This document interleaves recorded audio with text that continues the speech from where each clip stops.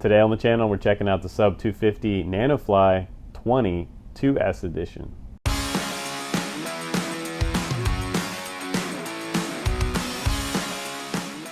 What's up, my friends? Welcome back to the channel. I have a new 2S micro brushless Whoop with 1000 series motors to fly for you today. We're going to fly on a 2S 530 milliamp battery, which they supply in the box. I don't know if you'll get one with yours. But again, this one's $169 for the ELRS version. TBS Nano RX on board is $189, which I have on this one. And I have up to 400 milliwatt, I believe, on the VTX for analog flying. This one will be a lot faster than the 1S version. So if you're somebody brand new or you want one of these to fly without prop cards like in the house, go for the 1S version. If you want more power and you want to go to the park where you have more space to be able to power loop and split S and do all those cool things, you definitely want the 2S version. So let me show you what the 2S version is all about. And dodging raindrops today, I finally got a chance to fly. It rained all morning and now it stopped raining. So we're gonna fly in the backyard first. Then we're gonna go out to the park. We'll fly a little freestyle, then we'll come back to the bench and we'll check this one out on the bench and see what it's all about. And also an extreme durability and water test. Yeah, did it survive the water out there? Hopefully there's enough conformal coating on this flight controller to be able to handle wet grass and water droplets. Here we go. All right, guys, let's go ahead and do some backyard flying. I've been waiting for it to stop raining all morning. So finally it's almost noon now, and let's give this little NanoFly20 2S version some flight test. I'm right now recording. I'm on Fat Shark channel number 5. So let's give it a shot. I'm gonna start out in angle mode, and I'm flying their battery. Watch. So one thing I did notice on the bench was that I had a little bit of kind of horizontal lines happening in my video, and I'm seeing kind of like some black horizontal lines actually happening right now. So I don't know what that's all about, and most of these flight tests, a lot of times we just test out angle mode first, get a feel for the rates and everything on the quad, and then we'll do a full out like acro test next. But I just want to get a little cruise around the yard, see if I can make it toward the back fence. Quite a bit of breakup. I am running about 200 milliwatt, so it seems that, you know, when this happens, what we have is we have a video cable that's next to usually a VBAC cable, a power cable. Let's just go up and slow down a little bit. See if we can do some tree exploring. It is kind of wet out here, so I don't really want to crash and tumble too much. But it feels pretty locked in, for the exception of the occasional VTX interference here. But it's able to make nice lines.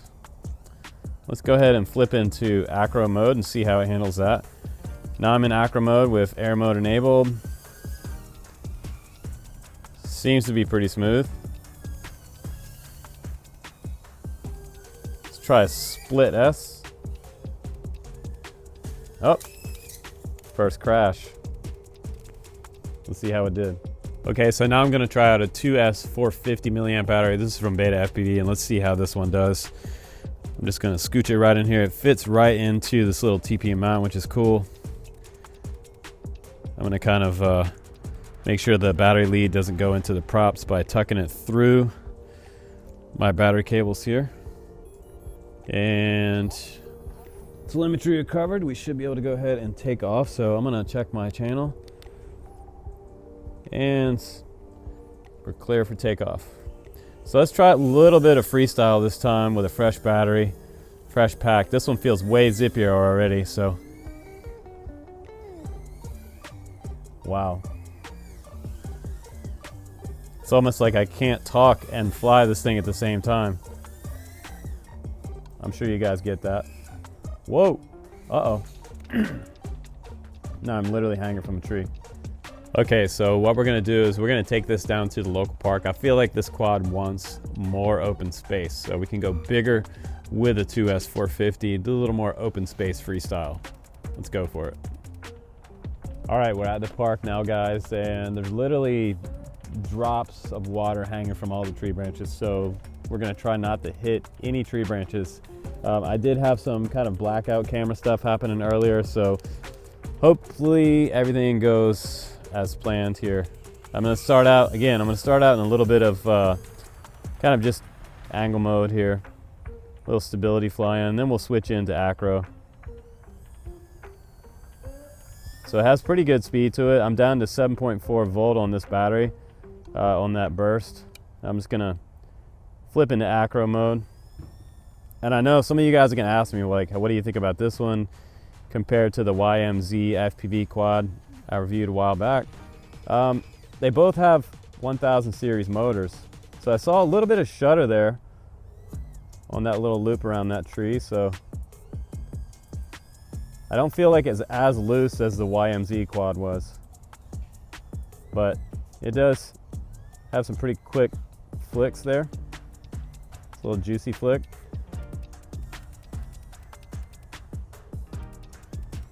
It's freestyle capable for sure. We need a fresh pack in here and really kind of give it to it. Oh, crashed in the grass. So let's go ahead and put a new pack on it, and we'll try some more freestyle.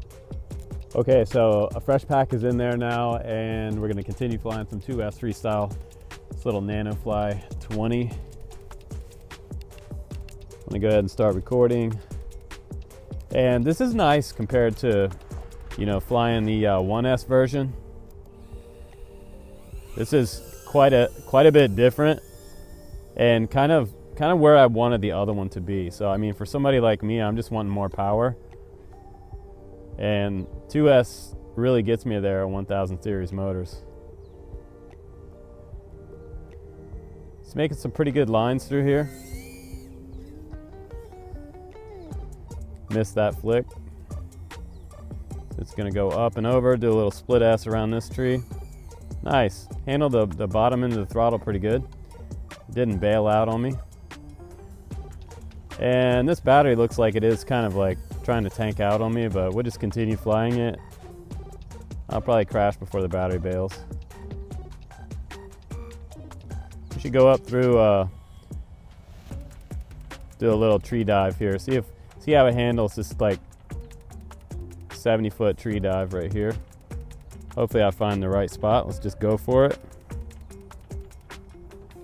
Nice. That worked out pretty good. I went an opposite way that time than I normally do. Back over and around here. You know, getting to the bottom of this battery, and it seems like it's still handling a bit of a dive or a split S. Just go up through this gap right here and check this one out. Whoa. There we go. Kind of finding some new lines up in those trees. It's super fun. Trying out some yaw snaps as well.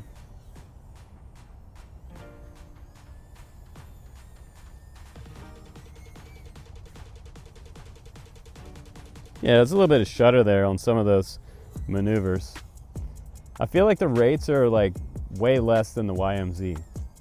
The YMZ lighting one. But it will freestyle. I mean, it just wants more space. Like, this feels perfect for this type of micro. This is fun. It's so cool, like flying like a couple feet off the ground too. It really feels like the speed of it. Go past a tree, little yaw snap. I'm getting down to the bottom of this battery for sure. I'm at 7 volt here. But I like it, it's fun. I'd like to have the DJI version. They also make a DJI version, I think, the Caddx Vista version. Maybe a decased one. Maybe one last split S. Look at that, there's that shutter again.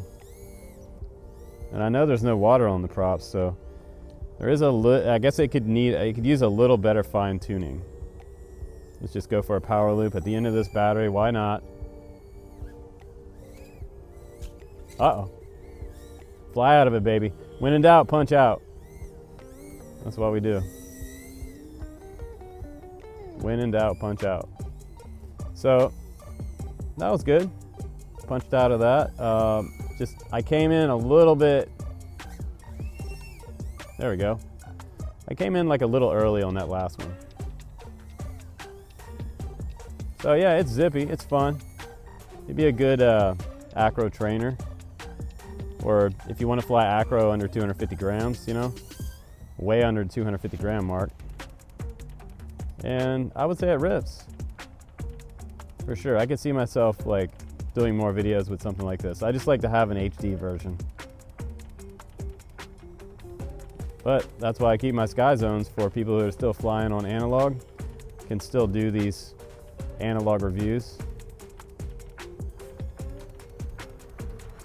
Yeah, it's fun. So I'm getting almost like 4 minutes here pushing the bottom end of this battery.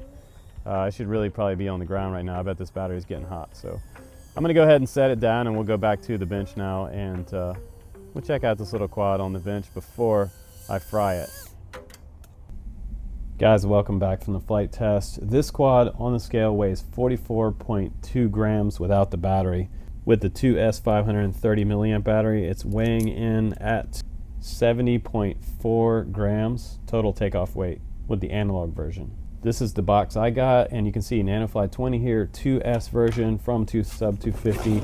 It has kind of a cool thing going on with these little boxes, because not only is it just, you know, something to send to you, it's also a storage box. So everything fits in here. I got an extra set of those 2-inch props in here, and they are push-on props.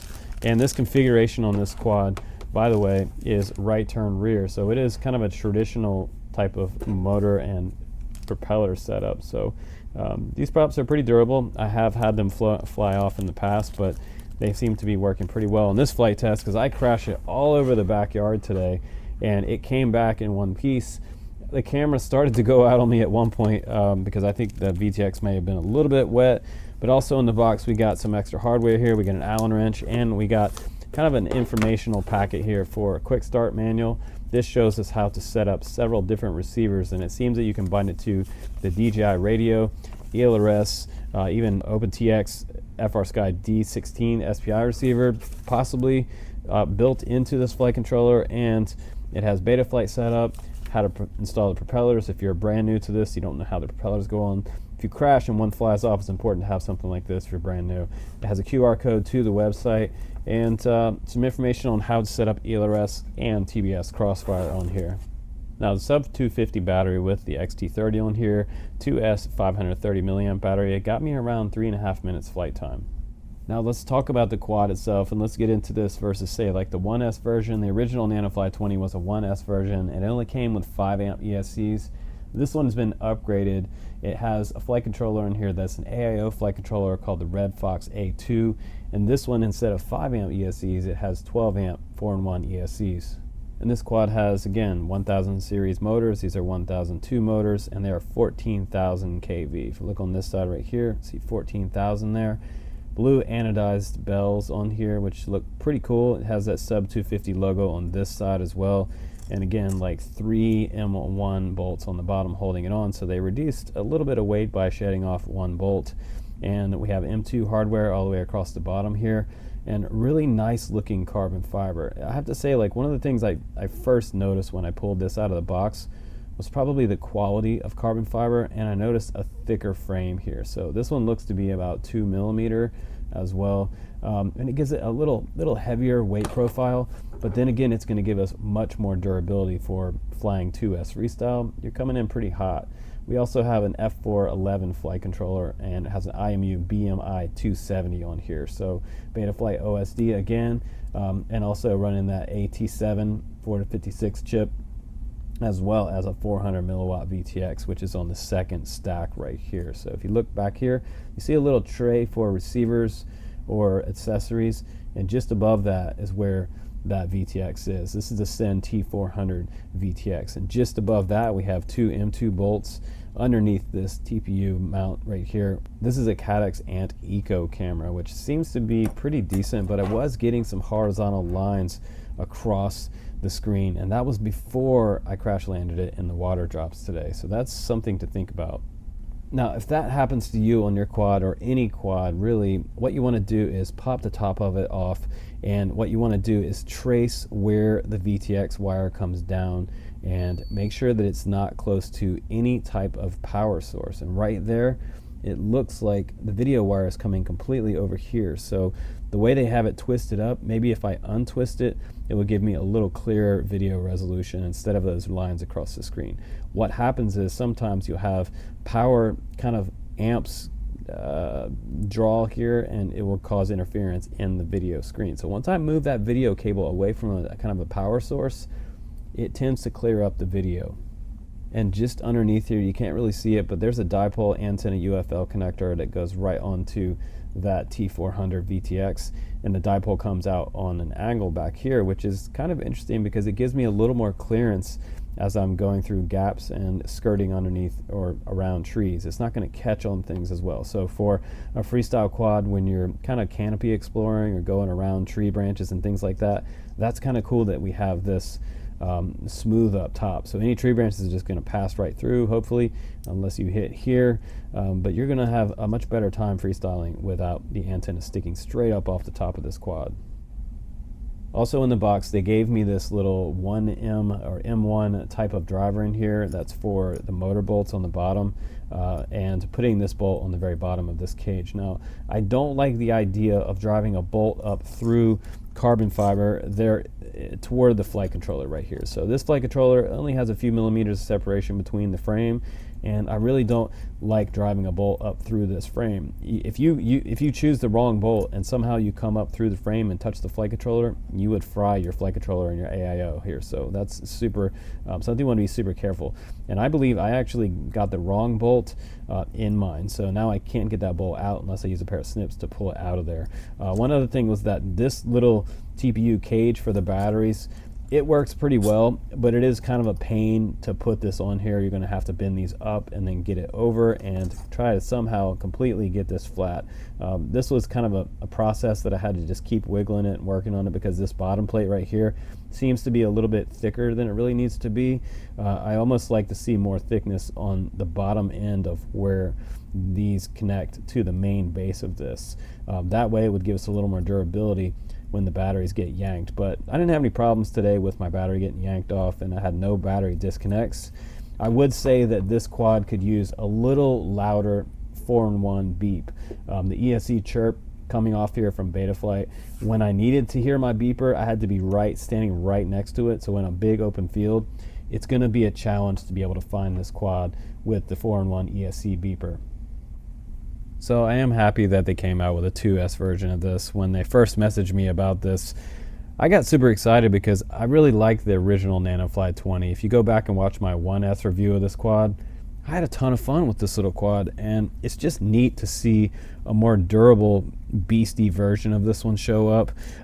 If we talk about pros and cons, I think most of the pros are that all the hardware on here survived a really wet, soggy flight test today.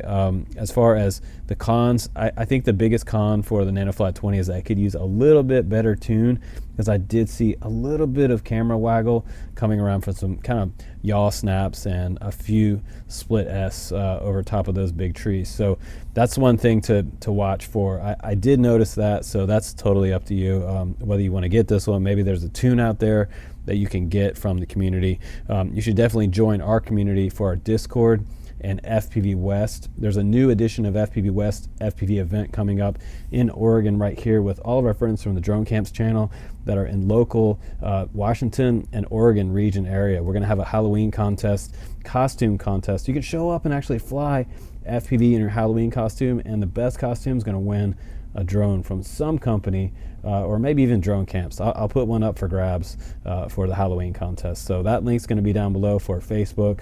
And again, it's called FPV West. And it's our brand new event, which is having a great crowd response. We've had a ton of fun with that event, and we made a bunch of new friends. So it's super fun. But I like this one. I think it's decent.